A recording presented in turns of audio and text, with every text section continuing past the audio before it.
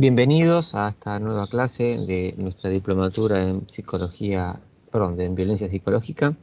Vamos hoy a trabajar en estas dos clases todo lo que tiene que ver con cómo está configurada, cómo se configura esta comunicación, este proceso de comunicación que se da entre un victimario y una víctima. No voy a utilizar el concepto de perversión para esta vez, voy a utilizar el concepto perturbado, porque se ajusta mejor a nuestro enfoque.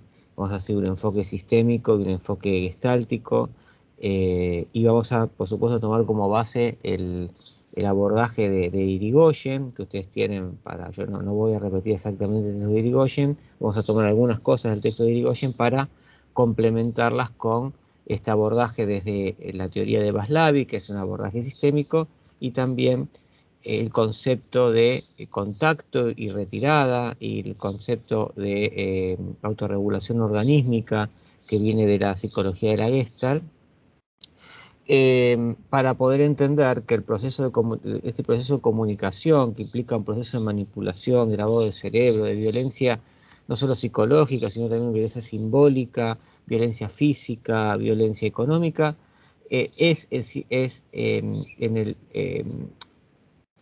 en concreto un problema de contacto, un problema en la determinación de las fronteras de contacto. Vamos a empezar por ahí y vamos a empezar a conectar esto con el texto de Irigoyen. Vamos a ir lentamente y viendo cómo el problema que tiene un abusador es un problema en su frontera de contacto, en la forma que tiene de hacer contacto. Hay una interrupción del contacto. ¿Qué es el contacto? El contacto es la relación que yo tengo con cómo yo me acerco al ambiente para satisfacer mis necesidades, y cómo extraigo de ese ambiente las energías necesarias para poder satisfacer esas necesidades, para energizarme, y también cómo yo devuelvo al ambiente esas energías, cómo yo me contacto y cómo yo me puedo retirar. En la violencia, en cualquier situación de violencia, nosotros vamos a ver que quien ejerce violencia, quien ejerce violencia como la víctima, tienen problemas en la interrupción del contacto, por un lado, y también van a tener problemas en el establecimiento de un contacto sano. Entonces vamos a empezar trabajando desde ahí, y desde ahí vamos a ir mirando el texto de Irigoyen, y vamos a ir recorriendo los tips que nos pone con respecto al contacto. Vamos a compartir un material que yo también les voy a dejar para que ustedes puedan tener como complemento de la lectura. Ahí vamos a ver. Bien, vamos a ir acá. ¿Cómo entendemos la violencia? Si yo voy a correr acá ahí. ¿Cómo entendemos la violencia? ¿Sí? Vamos a ver, vamos a tomar un aspecto, ¿sí?, de cómo entenderlo. Por supuesto que uno también podría incluir acá la teoría ecológica de Bronfenbrenner, ¿sí?, que habla de diferentes sistemas integrados, del micro al sistema más amplio. Yo eso lo voy a dejar por ahora, porque quiero ir directamente a la teoría del campo unificado de Lewin, que va a ser una de las aportes que hace Lewin a la psicología de la Gestalt. Entonces vamos a ver, vamos a trabajar esto. Tenemos que tener en cuenta el concepto de campo, ¿sí? Digan, ¿por qué? Porque las conductas violentas y las conductas de la víctima son una función de un campo unificado en donde aparecen un montón de factores. Siempre la idea sistémica de campo unificado es importante para poder entender. Nunca podemos aislar un hecho de violencia, nunca podemos aislar un comportamiento y separarlo de ese campo. Siempre tiene que estar el comportamiento en relación, es una función del campo. ¿Y qué es el campo? El campo es, ahora vamos a ver, es un conjunto de fuerzas que actúan sobre un punto cualquiera del mismo campo. El individuo o el grupo se haya situado en un campo y su comportamiento depende del conjunto de todas las fuerzas que actúan sobre él. Y en cada momento, vamos a tomar un concepto que es el concepto el concepto es situacional. El ser humano es un ser en situación. Es decir, no podemos separar esa conducta, ese proceso de comunicación perturbado de la situación concreta. Es decir, lo cual hace que no pensemos al ser humano como alguien que reacciona siempre de la misma manera o que está predeterminado, por eso yo no utilizo las etiquetas, ¿no? Es un perverso, es un psicópata, es un... ¿Por qué? Porque en realidad la conducta que puede responder o que puede coincidir con rasgos psicopáticos, con rasgos de lo que el psicoanálisis llama la perversidad, en realidad depende de la situación. La conducta es en situación. Y si una persona no actúa de la misma manera en una situación que en otra. Por supuesto que el hecho de poder establecer perfiles nos ayuda a nosotros a poder estudiar, nos ayuda a nosotros a poder trabajar. Pero los perfiles tienen que ser esto, un método, tiene que ser un instrumento, no es algo determinante. No me quiero ir por las ramas porque tenemos poquito tiempo y entonces vamos a ver, entonces a definir qué es un criminal.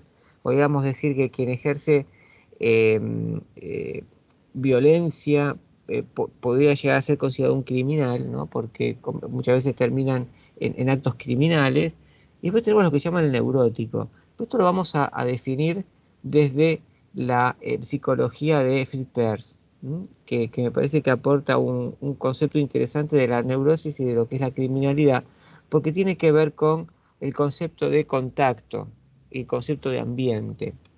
Vamos a leerla. Se pareciera que el hombre nació con un sentido de equilibrio social y psicológico tan agudo como su sentido de equilibrio físico. Acá aparece un concepto interesante, que es el concepto de equilibrio, el concepto de homeostasis, es decir, la tendencia del ser humano a buscar su equilibrio, a buscar una situación homeostática. Las conductas violentas también buscan un equilibrio. Lo que pasa es que no lo consiguen porque buscamos un equilibrio y una homeostasis de una forma que no es sana, y es una forma que termina dañando al otro. Esto, por supuesto, no es para justificar un acto de violencia, sino para poder entenderlo en toda su dimensión. Es decir, quienes ejercen entonces violencia, ya sea a través del moving, a través del lavado de cerebro, a través de los síndromes que vamos a ver en este tipo de comunicación, están tratando de buscar un equilibrio psicológico y social. Lo que pasa es que lo hacen de una forma traumática. Cada movimiento que realiza en el plano psicológico social es un movimiento dirigido a encontrar ese equilibrio. Incluso, podemos agregar acá, estas conductas que las entendemos cuando podemos estudiarlas desde el campo, ¿no? Desde la situación. ¿Y qué hacen para qué? Para establecer un balance entre sus necesidades personales y las exigencias de la sociedad. Esto es muy importante también, porque eh, este tipo de comunicación, que es una comunicación dañina, violenta, también en cierta forma trata de satisfacer ciertas necesidades personales. Estas necesidades personales, como bien lo dice el texto de Irigoyen, pero también lo tiene muy bien trabajado en el texto de Iñaki, eh, tienen que ver con cerrar situaciones que se generan de las experiencias de apego. No voy a detener en esto porque tendremos que hablar de los diferentes apegos inseguros, el apego evitativo, el ambivalente, el desorganizado, el apego desapegado. Hay diferentes tipos de apego traumáticos que generan necesidades y que quedan necesidades insatisfechas. Y las exigencias de su sociedad. ¿Qué es la sociedad? Esta exigencia de la sociedad generan las personas o generan los individuos la construcción de lo que Carl Jung llama la persona. La persona es ese sí mismo falso o ideal que se adapta al mundo, que se adapta a la sociedad. Aquí tendríamos que hablar de la sociedad patriarcal, tendríamos que hablar de los valores de masculinidad patriarcales, de las exigencias patriarcales, que también son elementos externos que se combinan con aquellos elementos internos, aquellas cuestiones psicodinámicas, ¿no? Que bien las podemos trabajar también desde lo psicoanalítico, porque el aporte psicoanalítico en esta cuestión es interesante. Sigo con la definición de Peirce. Sus dificultades no surgen de su deseo de rechazar tal equilibrio, sino de movimientos mal dirigidos a hallarlo y a mantenerlo. Y en esto aparece, esto es lo que yo les decía de la conducta violenta, son movimientos mal dirigidos, ¿no? Entonces salimos del concepto de enfermedad, sanidad, sino que estamos hablando de un individuo que trata de satisfacer necesidades que tienen que ver con sus situaciones de apego, pero que ahora esas necesidades las hace a través de movimientos mal dirigidos. Por ejemplo, los que vamos a ver ahora. Cuando estos movimientos los llevan a un conflicto grave con la sociedad, porque en su búsqueda del límite de contacto, el límite de contacto es el punto de equilibrio que se ha propasado transgrediendo los límites de aquella, ¿no? O sea, su límite está más allá de sí mismo, sino que su límite abarca parte de la sociedad. Entonces, la leo de vuelta. Cuando estos movimientos los llevan a un conflicto grave con la sociedad, porque en su búsqueda del límite de contacto, el punto de equilibrio se ha propasado transgrediendo los límites de aquella, es decir, de la sociedad, lo denominamos un criminal. Es decir, cuando yo avasallo y pongo el límite más allá de lo debido, ¿no? Entonces empiezo a invadir a esa sociedad. El criminal es aquel que se adueña de funciones que tradicionalmente se definen como prerrogativas del Estado. El hombre que se apropia indebidamente de estas funciones es en nuestra sociedad un criminal. Es decir, no le corresponde, ¿no? Esto lo vamos a ver ahora cómo se va gestando en esta comunicación perturbada. Por el contrario, la búsqueda de equilibrio lo lleva a hacerse cada vez más a un lado, desatendiéndose y permitiendo que la sociedad obre con demasiado peso sobre él, que lo sobrecargue con sus exigencias, alejándolo al mismo tiempo de vivir en sociedad, presionándolo y moldeándolo pasivamente. Lo denominamos neurótico. El neurótico no puede ver claramente sus propias necesidades y por lo tanto no las puede satisfacer. La víctima podría entrar en esta, fíjense, yo le puse en dos colores. Primero el criminal, podría ser el victimario, y después el neurótico, que podría ser la víctima. La víctima tiene estas características.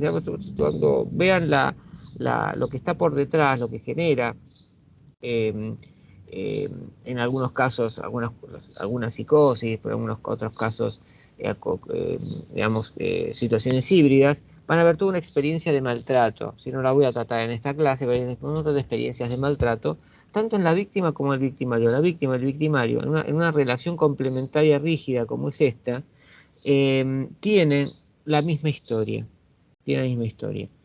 Entonces, repasando un poquito lo que decíamos, la búsqueda de equilibrio lo lleva a hacerse cada vez más a un lado, desatendiéndose, permitiendo que la sociedad obre con demasiado peso sobre él o ella y lo sobrecargue. ¿Sí? Esto es lo que va a pasar con la víctima en el proceso de comunicación. Entonces tenemos que este proceso de comunicación perturbada, ahora sí desde una mirada sistémica, la teoría de Václavic, decimos que es una relación complementaria rígida, porque ninguno de los dos puede salirse del rol ni cambiar, en donde el criminal tiene, digamos, la posición superior en esa relación complementaria rígida y el neurótico, la víctima, tiene la, digamos, posición inferior en esa relación complementaria rígida. Ahí conviene repasar un poco los axiomas de la comunicación humana. Entonces, es esa relación, ¿sí? Que tenemos. En los dos casos, lo que ambos intentan es poder satisfacer sus necesidades y poder equilibrar, buscan la homeostasis. ¿Por qué? Porque lo que está en juego y lo que va a determinar ese tipo de comunicación es cómo aparece construida la frontera de contacto. Acá vamos a entrar también en la Gestalt, ¿sí? ¿Qué es la frontera? Hay diferentes fronteras. Fronteras de contacto es el lugar, el punto en donde yo hago contacto con el ambiente, donde yo me establezco el límite con el ambiente. Esa es la frontera de contacto. Es decir, cómo yo determino quién soy y quién no soy, ¿no? Esto hace que cuando yo determino quién soy, deje a veces por fuera aquellos aspectos de mi sí mismo que yo rechazo, ¿no? Y los proyecte, y es lo que después voy a proyectar en la víctima, ¿no? Digo así, aquellas cosas que yo no me gustan de mí mismo y que las proyecto en otras personas que representan eso que yo no quiero de mí mismo. Entonces la frontera del yo es importante porque es la forma en que yo incorporo las posibilidades de contacto, ¿no? Es una gama de experiencias y actitudes y aptitudes que he adquirido en mi vida para asimilar experiencias nuevas e intensificadas. ¿En qué medida yo puedo asimilar lo nuevo? ¿Hasta dónde me puedo relacionar? ¿Cómo me relaciono? ¿No? Si yo soy una persona, por ejemplo, un violento, nunca queda fuera de la frontera del yo, por ejemplo, la posibilidad de negociar, la posibilidad de dialogar, de escuchar al otro. Esto lo van a ver muy bien en el texto de Irigoyen. Queda fuera de la frontera del yo. Su frontera de contacto, en tanto él sí mismo, es una frontera que no admite capacidad de contacto que el sujeto considera admisible. No admite contactarse desde la escucha, no admite contactarse de la negociación, admite contactarse de las formas que vamos a ver ahora. Entonces, los actos, la gente, las ideas, las imágenes, los valores, los recuerdos y las relaciones están configurados a partir de esta frontera del yo, ¿no? Ahora vamos a ver que hay una frontera de los valores también. Dentro de esta frontera, el contacto puede efectuarse con comodidad y soltura, dejando un grato sentido de satisfacción y crecimiento. Cuando esta frontera es rígida, es decir, que solamente me contacto con determinados esquemas, bueno, ahí aparece la imposibilidad de establecer un contacto genuino. ¿Por qué? Porque hay muchas formas de contacto que yo no estoy tomando en cuenta. En rojo están los problemas, las patologías que puede aparecer con respecto a esta frontera del yo. En la frontera el contacto se hace más riesgoso y la posibilidad de gratificación menos cierta. Traspuesta a la frontera del yo, y por poco que nos alejemos, el contacto se hace imposible. ¿Por qué? Porque fuera de esa frontera hay posibilidades de contacto, pero yo no puedo acceder, porque he rigidizado el trauma que genera la situación de maltrato, hace que yo establezca una frontera rígida. Yo soy así, ¿no? Y no hay posibilidad, y yo me relaciono de esta forma. Esto para mí es inadmisible, ¿no?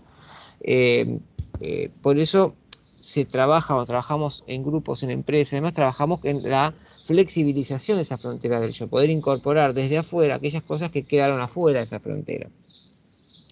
¿Por qué? Porque cuando se fijan rígidamente los límites, la expansión de la frontera de contacto se experimenta como una amenaza de sobrecarga psíquica o alostática. Y esto es lo que genera la violencia.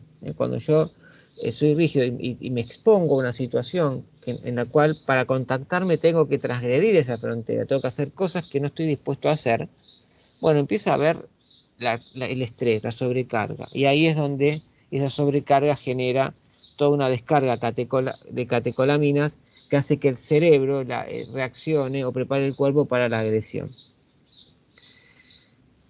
Aparece el temor a la retracción de esa frontera de contacto porque le asusta sentirse vacío, consumido por la presión avasalladora del exterior. Esto es importante en la violencia, porque quien ejerce violencia tiene en su trasfondo un gran temor, ¿no?, a quedarse solo, a quedarse desvalido. El abandono es algo que tenemos que tener como eje cuando estamos mirando una situación de violencia, el tema del abandono, ¿no? El tema de que el otro, el exterior me avasalle. ¿Por qué? Porque me han avasallado cuando era niño, el niño que fue construyendo esa frontera de contacto.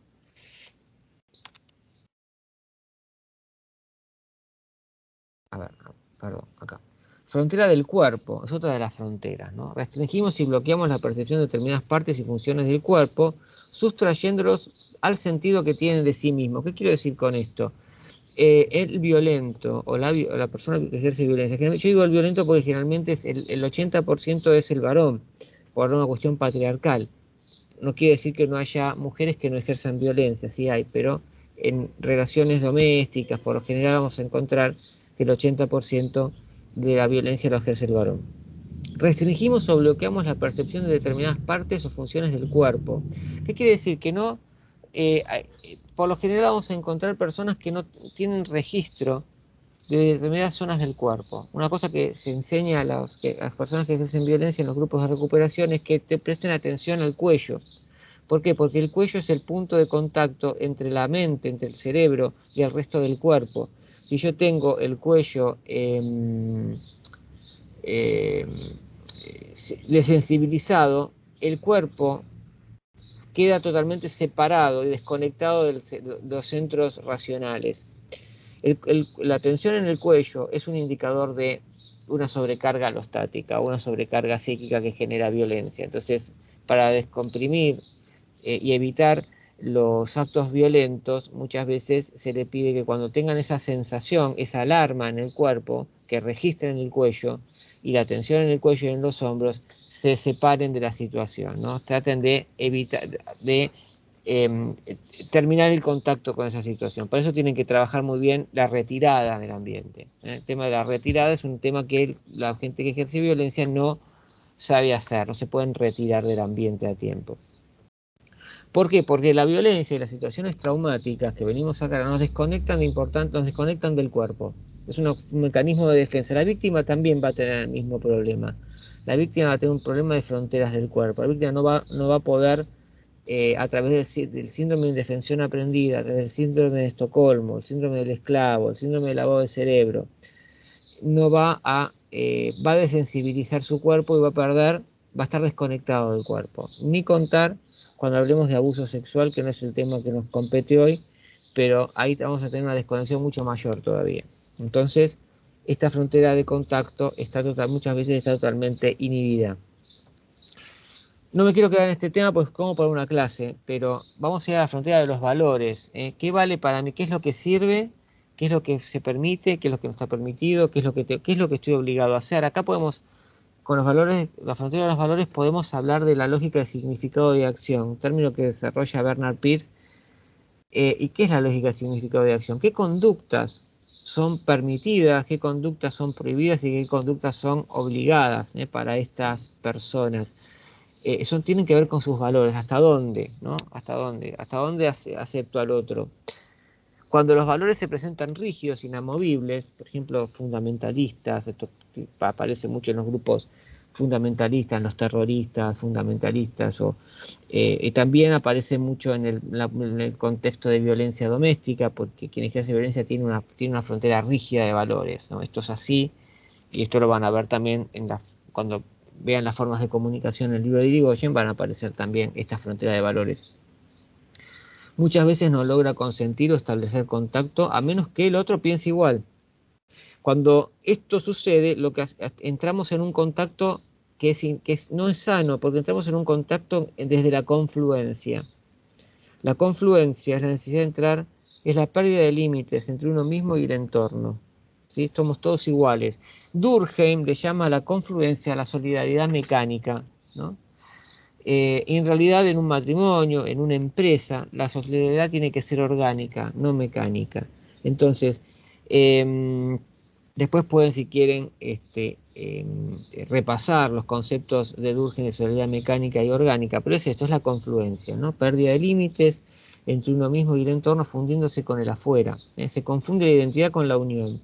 Es una relación donde ambos comulgan sin diferencia de sentimientos, ideologías y conductas. Por eso, estamos ante y ahora voy a lo sistémico, ante una, digamos, relación complementaria rígida, porque la víctima va a tener que entrar en confluencia con el victimario en el proceso de comunicación, porque va a tener que ajustar su frontera de valores a las fronteras del victimario. Entonces, sacrifica su self, sacrifica su personalidad, su sí mismo, para, digamos, transformarse en la figura o la persona que tiene que ser de acuerdo a la frontera de los valores del victimario.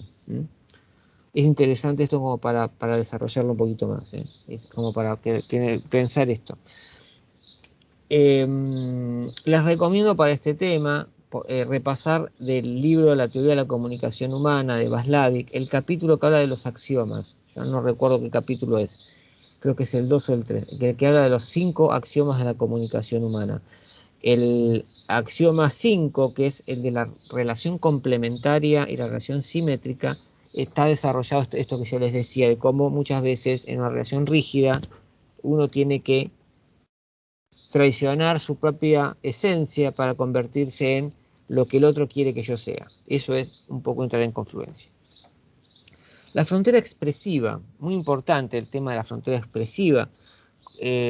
Algo que no puede hacer alguien que ejerce violencia es expresarse con claridad. Van a ver cómo en la comunicación también aparece esta comunicación no directa, ¿no? Una comunicación donde no digo lo que siento, no digo lo que necesito, no lo escondo, lo voy encubriendo, ¿no? Ahora vamos a ir repasando cuando veamos el texto de Irigoyen. Pero la frontera expresiva es esto, ¿no?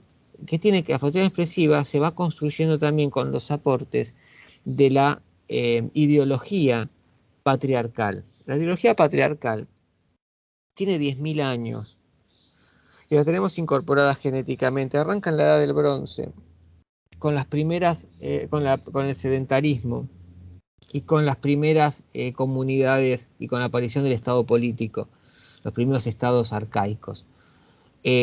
Entonces el patriarcado también nos va ayudando a configurar de forma rígida nuestra frontera expresiva. No llores, no expresar los sentimientos, no tocar. El hecho de esta frontera expresiva también se conecta con la frontera del cuerpo, se conecta con la frontera del yo. Todas estas fronteras están conectadas.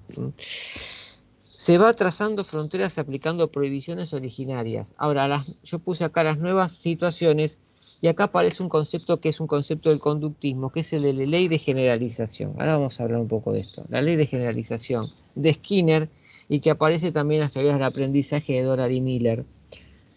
¿Qué quiere decir esto? Que yo aprendo a través de una prohibición a no conectarme con algo o interrumpir un movimiento o interrumpir un contacto con algo y después lo generalizo, ese aprendizaje, y lo utilizo para situaciones nuevas. Por eso, un aprendizaje sobre una prohibición que se generó en la infancia, en el aquí y ahora me está afectando, me empieza a afectar cada vez más. Bien. Quiero ver. Ahí está. Bien, estamos. A ver. Se me fue un poquito la hoja, perdón. Ahí está. Quería ampliar una cosa y se me fue un poquito la hoja. Vamos a ir acá. Bien. Y finalmente tenemos la frontera de la exposición, ¿sí? Que es la renuncia específica a ser observado o reconocido. También molestan los elogios, ¿no? Yo le puse síndrome de Bergerac porque eso va a aparecer en la empresa. Tenemos un síndrome que se llama síndrome de Bergerac, que obviamente viene de la historia de síndrome de Bergerac, ¿no? Si alguien recuerda, él escribe para otro, ¿no? Entonces, los poemas. Y es esto, no querer ser reconocido, ¿no? Que, bueno, actuar en el anonimato. Y por un lado, quien ejerce violencia quiere mucho reconocimiento, pero también le molestan las críticas, le molestan los elogios. Las críticas también, pero los elogios, ¿no? Porque no está acostumbrado, le resultan extraños los elogios.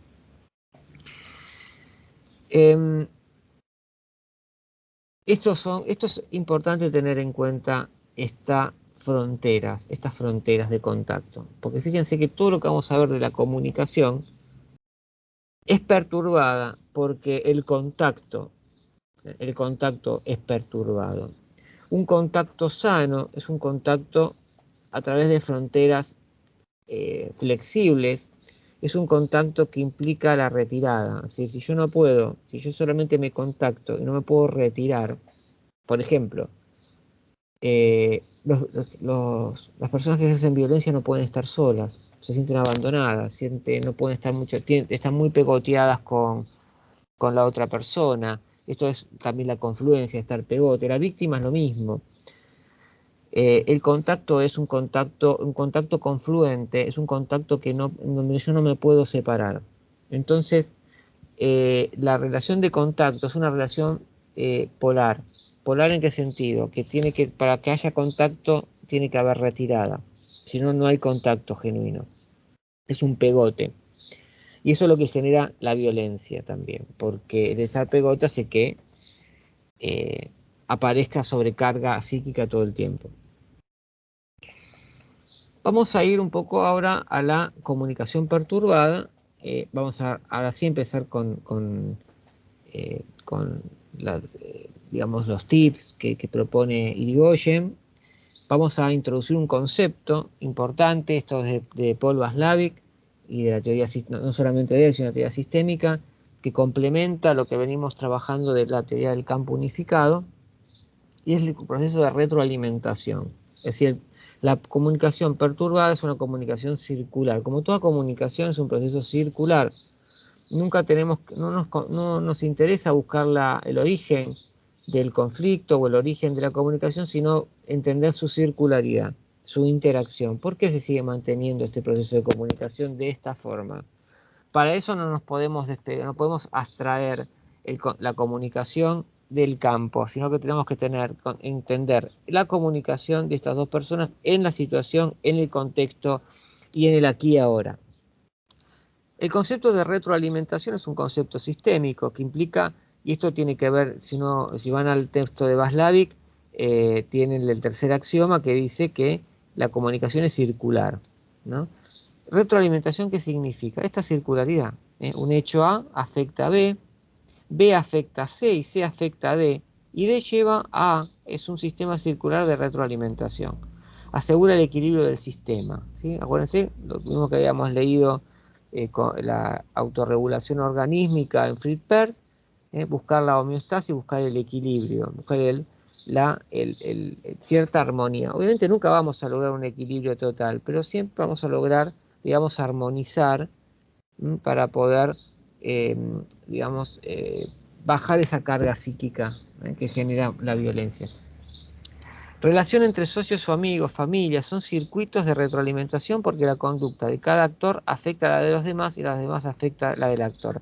Esto no quiere decir que la víctima tenga la culpa de la violencia, porque esto no lo vamos a trabajar ahora, pero lo que genera la violencia no es lo que hace la víctima, sino que la víctima es un reflejo de situaciones que tienen que ver con la historia de la persona y qué es lo que realmente lo está afectando. Esto es para otra clase, pero no lo vamos a trabajar acá porque no tenemos tiempo.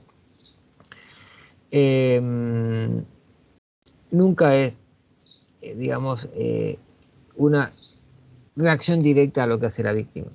Esto está para trabajar en otra clase. Bueno, en base a este concepto de retroalimentación, vamos a ver un poco qué es rechazar la comunicación directa. Lo que yo les decía, la frontera, ¿no? en la expresión. Porque no puedo expresarme, ¿no? Esto de no llorar, no expresar los sentimientos. Una cuestión que tiene que ver con esto de rechazar la comunicación directa es que quienes ejercen violencia muchas veces le piden a la víctima que entiendan lo que les pasa sin que ellos digan lo que les pasa, ¿no? Entonces, es como que la víctima tendría que tener como la capacidad de interpretarlos y de leerles la mente, ¿no? Entonces, esto tiene que ver con rechazar la comunicación directa. Dice Irigoyen que el agresor niega la existencia del reproche y la existencia del conflicto. Esto es importante también, no reconocer que existe el conflicto. Con ello paraliza a la víctima, pues sería absurdo que ésta se defendiera de algo que no existe. Rechazar el diálogo es una hábil manera de agravar el conflicto, haciéndolo recaer completamente en el otro. Si la culpa siempre la tiene el otro, ¿no? Esto es, la víctima se le niega el derecho a ser oída. Cuando decimos que recae en el otro, lo que estamos hablando es de un proceso proyectivo. ¿Sí? ¿Qué es la proyección? Lo que yo les decía cuando vamos construyendo nuestra frontera del yo. Una persona integrada, no adaptada, sino integrada, en términos de lo que es la psicología de la Gestalt, integrada significa una persona que asume todos los aspectos de su sí mismo y tiene conciencia, ¿sí?, de sus polaridades, ¿no? Tiene conciencia de sus opuestos. Es decir, entendemos que una característica de sí mismo tiene su opuesto, lleva su opuesto incluido, ¿no? Es decir, digamos, las cosas se dan con su opuesto, y ahí es cuando tenemos una mirada de la totalidad. Entonces, cuando yo no acepto, digamos, esos opuestos, ¿sí?, que hacen que, pues supongamos que si yo soy una persona trabajadora, ese ser trabajador contrasta con un opuesto, que puede ser el no trabajar. Cuando una persona integrada asume el trabajo como un valor y es trabajador, pero también reconoce su polaridad, que es, por ejemplo, la necesidad de descanso, Es una persona mucho más integrada porque es mejor trabajador todavía, trabaja mejor porque descansa, ¿no? Ahora, una persona que está traumatizada y asume, por ejemplo, dentro de su frontera de valores el ser trabajador, niega y rechaza cualquier tipo de característica que contradiga ese ser trabajador, cualquier polaridad. Entonces va a rechazar la posibilidad de descanso, por ejemplo. Cuando eso sucede, esa posibilidad de descanso, en tanto característica de su sí mismo, que polariza con el ser trabajador, entra en sombra, se oscurece. Esto estamos recreando un poquito el concepto de sombra de Jung. Entra en sombra. Cuando entra en sombra, se afea. Entonces, el hecho de descansar se convierte en ser vago. Y yo no soporto ser vago. Me gusta ser trabajador. Y como no soporto ser vago y no acepto esa polaridad, la tiro hacia afuera, la tiro al contexto, se lo atribuyo al ambiente. Entonces, todas aquellas personas que representen para mí la característica de ser vago, que puede ser, por ejemplo, un compañero, porque representa esa polaridad, yo lo voy a atacar, estoy proyectando y lo voy a culpar.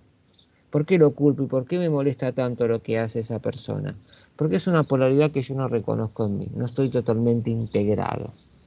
Por supuesto que como se presenta esa polaridad, esa sombra, es inaceptable para mí, porque alguien que es trabajador nunca va a ser vago.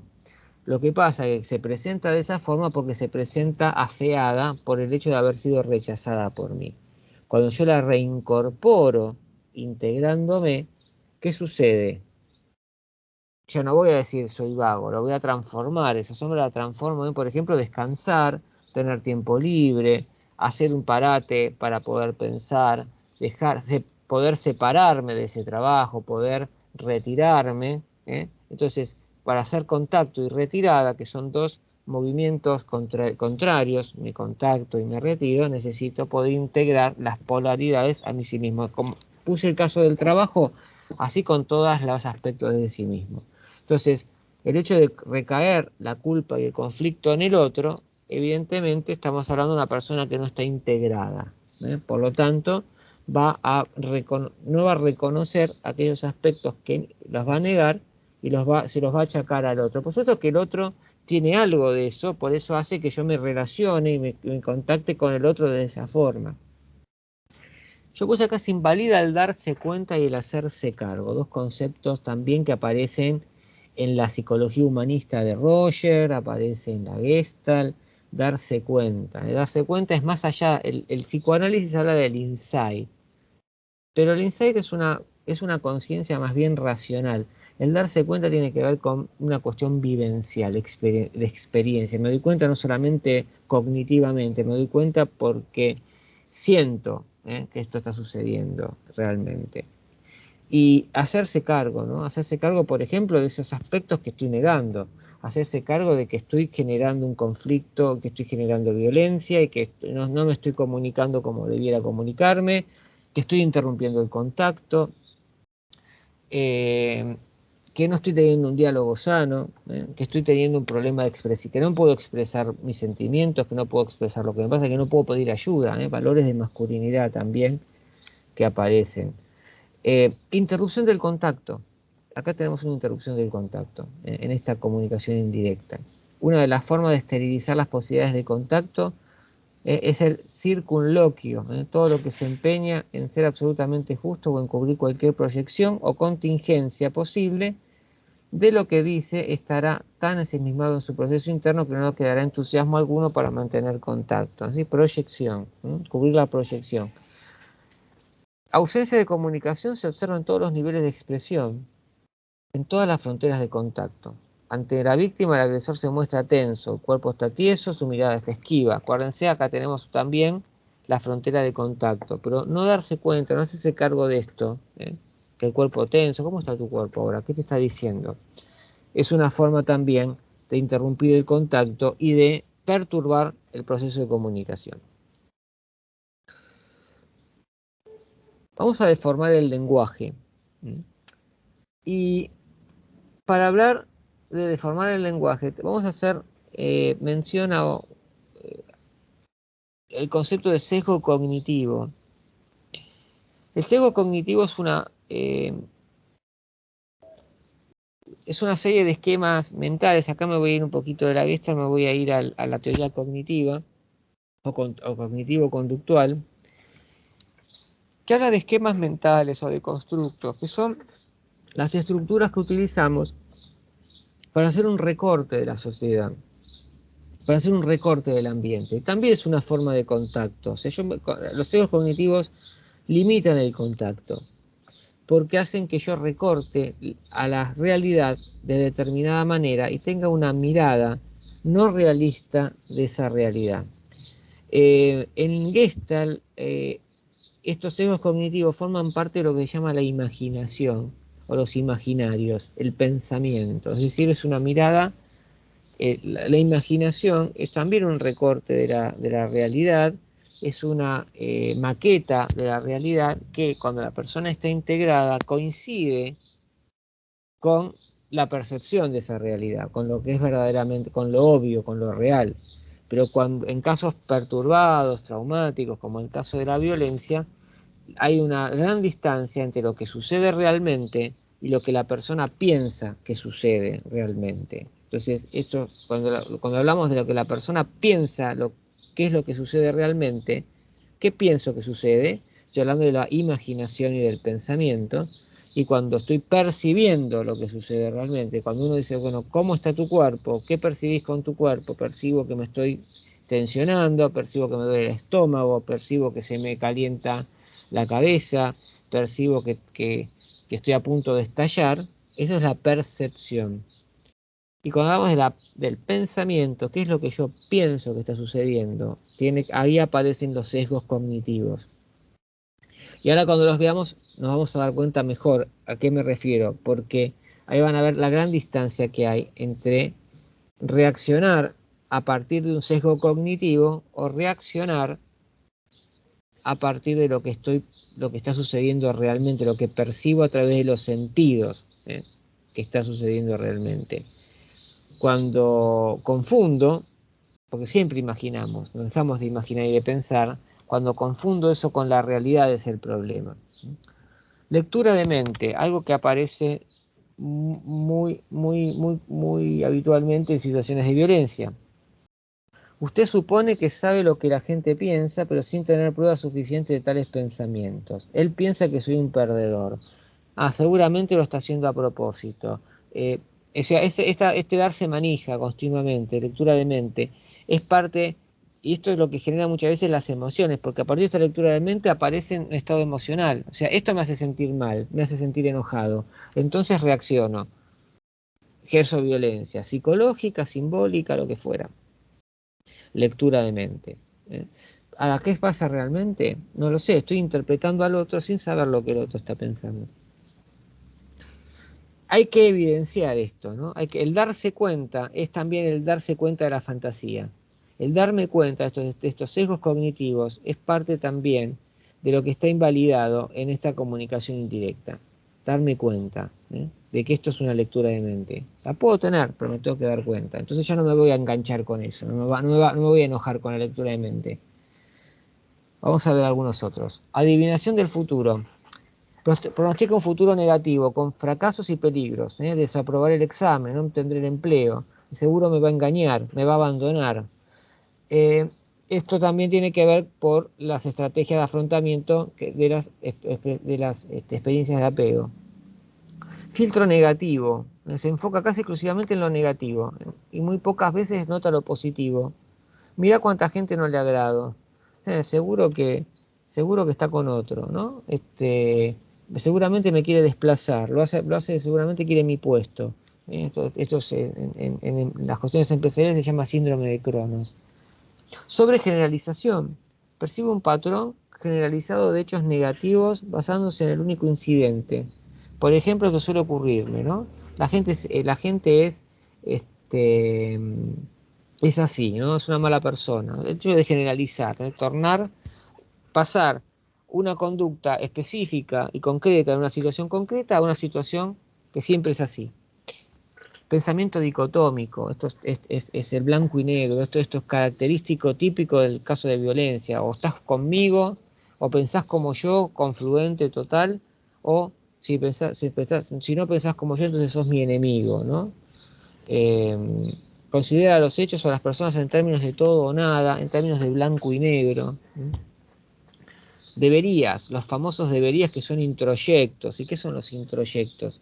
Los introyectos son aquellos elementos que vienen del ambiente, que pueden ser pautas morales, pautas de comportamiento, rituales de vida, modelos parentales, modelos familiares, cognitivos, es decir, que se nos imponen desde afuera, nosotros los incorporamos sin digerir, sin asimilarlos, y respondemos a ellos, pero respondemos a ellos a pesar de que están incorporados internamente, como si fueran elementos extraños, que de hecho lo son porque no han sido asimilados, ¿no?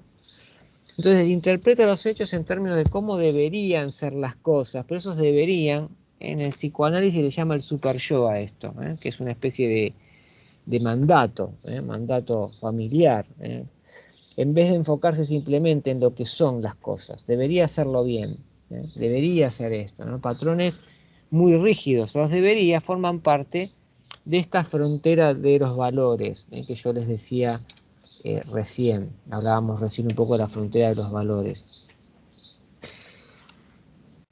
Atribución de culpabilidad. Bueno, eso también, la culpa es del otro, ¿sí?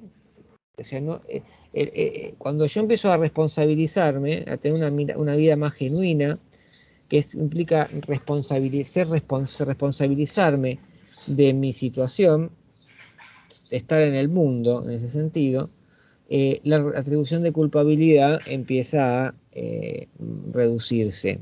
¿Pero qué es esta atribución de culpabilidad? Se focaliza en la otra persona como fuente de sentimientos negativos y se niega a asumir la responsabilidad de cambiar.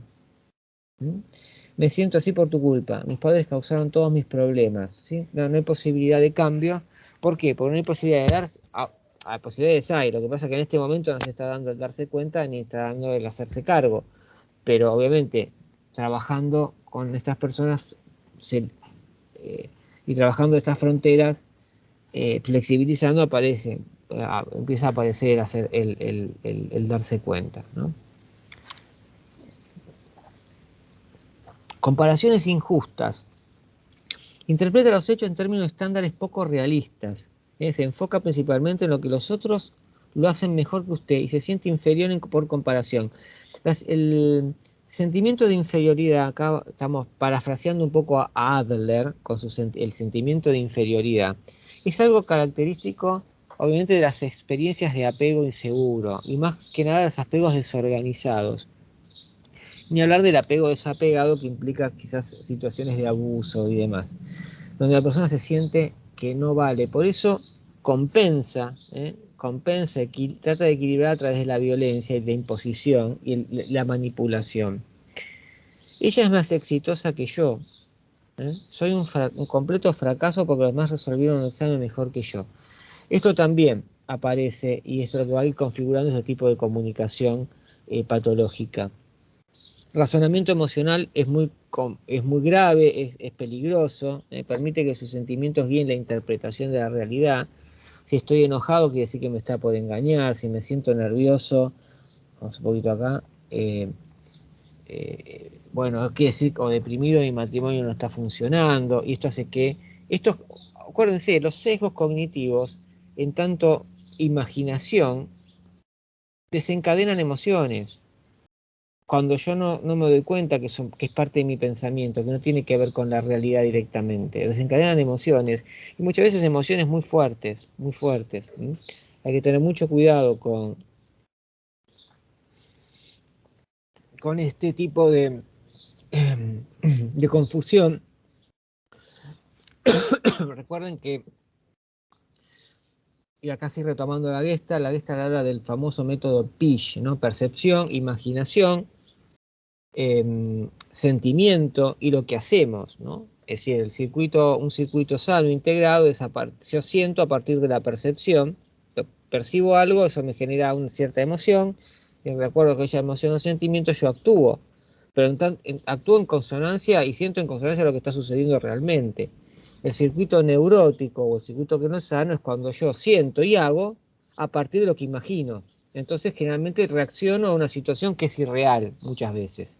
¿Por qué? Porque en el caso de la neurosis, producto de la neurosis traumática, hay un gran desfasaje entre lo que se percibe y lo que se imagina. Entonces a veces vivo en un mundo de fantasía, ¿no?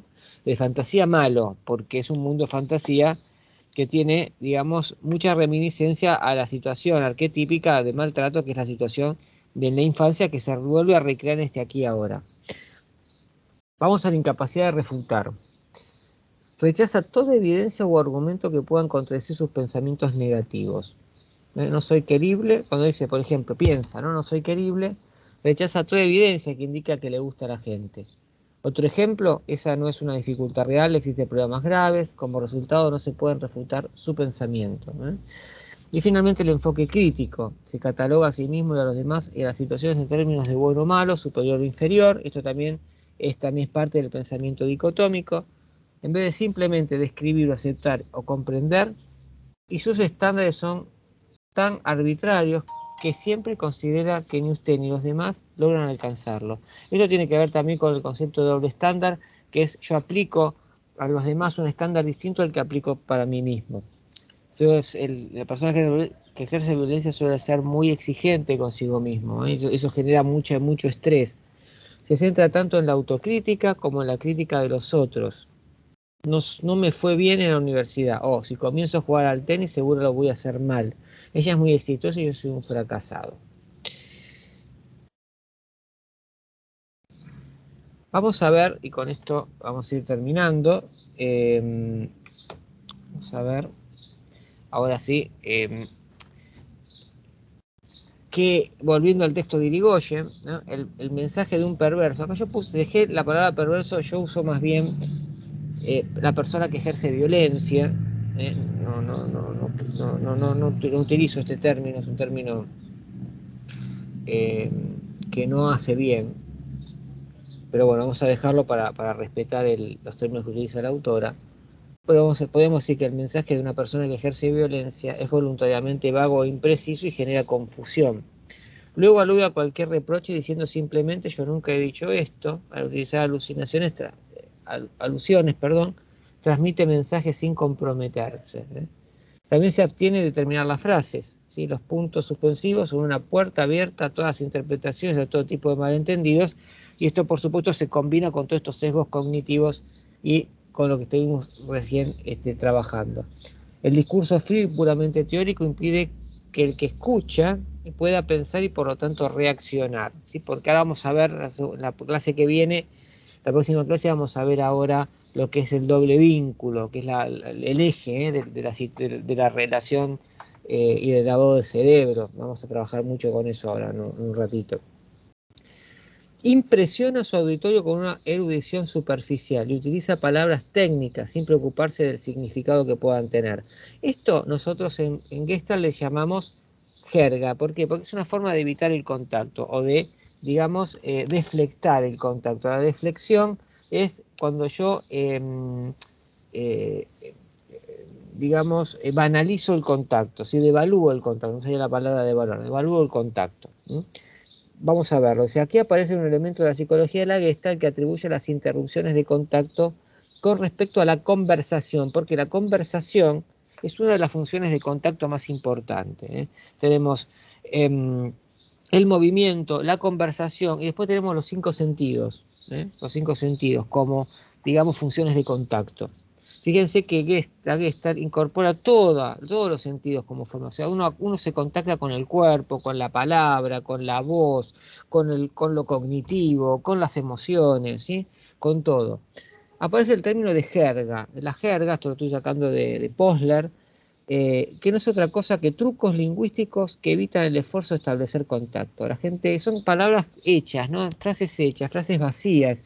Como esto de utilizar tecnicismos o palabras difíciles para agobiar al otro, ¿no? Pero en realidad no estoy diciendo nada.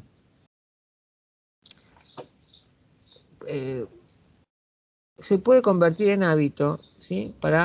Y cuando se convierte en hábito, ahí ya se interrumpe definitivamente el contacto. Decir lo que no se quiere decir es un magnífico acto de creación, ¿sí? Que por supuesto el violento no lo puede hacer, ¿no? Ninguna palabra es idéntica para dos personas, ni siquiera para una persona en dos momentos diferentes. Esto es importante porque lo dicho o lo no dicho tiene que ser puesto siempre dentro de ese campo, de esa configuración, para que no pierda, pues no pierde sentido. La aparición de una palabra constituye un acontecimiento en el que culmina una vida entera de sensaciones, recuerdos, deseos e imágenes.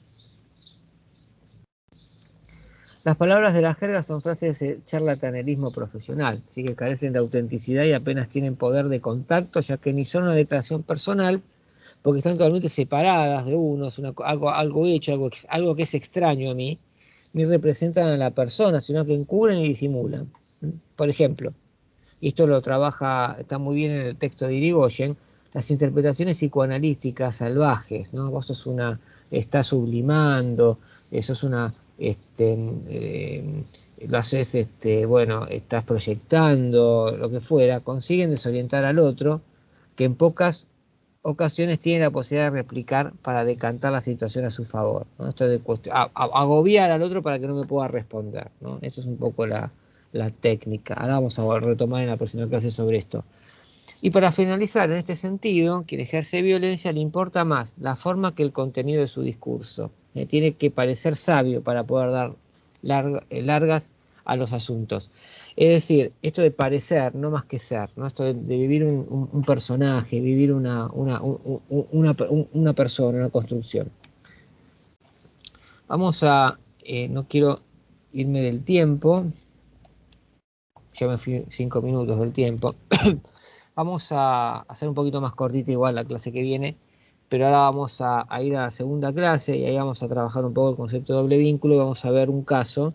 Esperemos que ya que funcione bien, ya está aprobado, pero vamos a ver una película, un caso de una película para que ustedes puedan ver cómo es una comunicación perturbada en un contexto de moving.